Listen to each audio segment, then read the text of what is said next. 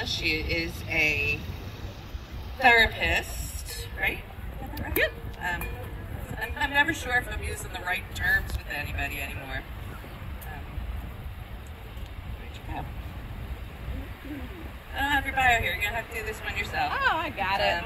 I don't know where you went. Oh, that's fine. It was here a minute ago. But Alyssa has been working with trauma victims, and she used to work with the police station, and she did amazing things, working with families who had come through the juvenile justice department, right? Yep. Getting those families moving forward to recover from that trauma. Alyssa now has private practice and a podcast that is called Light After Trauma. Light After Trauma. I knew there was a light in there, which is also very perfect for today. So Alyssa?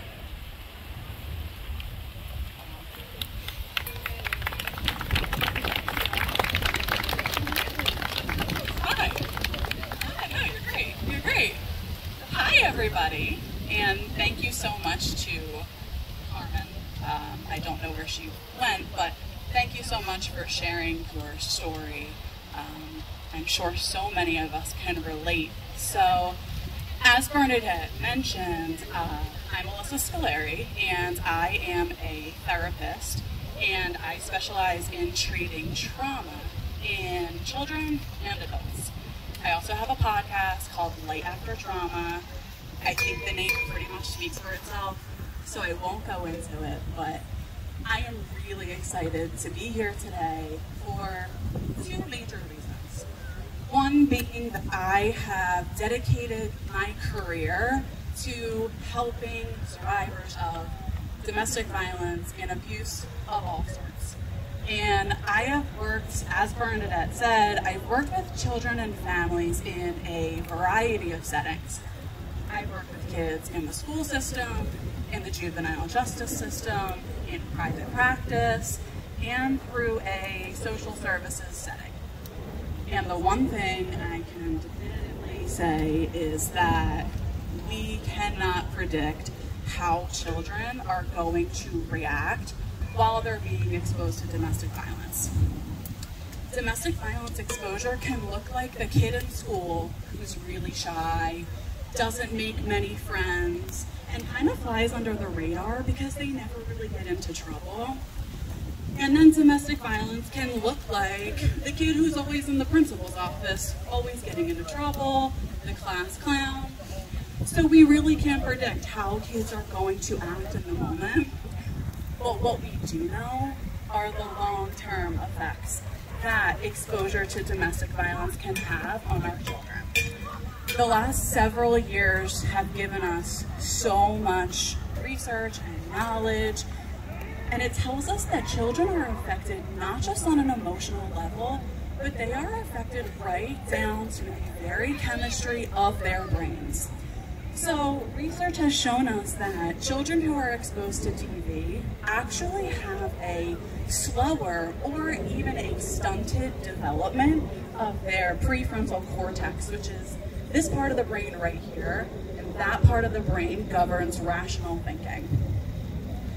On a more emotional level, we know that kids who are exposed to TV can have long-term effects such as more likely to become violent offenders, more likely to engage in self-harm, to complete suicide.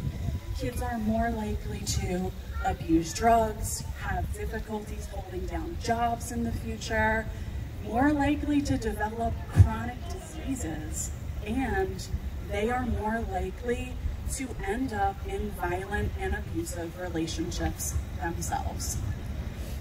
As sad as it is to say, the fact of the matter is that long-term exposure to domestic violence or trauma of any kind can ultimately lead to an untimely death. But I want to be very clear about something. Just because exposure to trauma or domestic violence can lead to these things doesn't mean it will. And exposure to trauma and DV is not a death sentence. Not in children and not in adults. I would know Because if it were, I would not be standing here speaking to you all today. You see, I'm more than just a therapist. I am also a survivor of domestic violence. I escaped from my abuser on July 14th, 2013. I lost most of my friends and my family members, still to this day, because they didn't understand the insidious beast that is DV. And they thought that I chose to be in this relationship. When I escaped from that relationship, I was scared, I was depressed, I was lonely, and quite frankly, I didn't think that life would be worth living. But fast forward to today, every year when July 14th rolls around, I am more grateful than ever. Not just that I chose to live, but that I even made it out of that relationship with my life. Because the fact of the matter is, not everybody escapes from domestic violence with their lives. So today, we are walking for the people who didn't have a chance to escape from domestic violence. We are also walking for the people who are still deep in the trenches of DV, longing for a way out. And lastly, we are walking for the people who have escaped and work on their healing every single day. You see, healing is a lifelong process, but the freedom that comes with it makes it all worth it. And on days like today, I am especially grateful for the air in my lungs and the feel of the earth underneath my feet and the fire in my belly that says, I will never stop spreading awareness about this insidious form of abuse. So if you are on your healing journey, no matter where you're at in the process, if you have loved ones who are needing extra support, I want to encourage you to please feel free to check out my podcast. It is free, and it is a safe and supportive podcast that is meant to be informative and inspirational for trauma survivors of all types, including domestic violence. So thank you so much. I am really honored to be here today.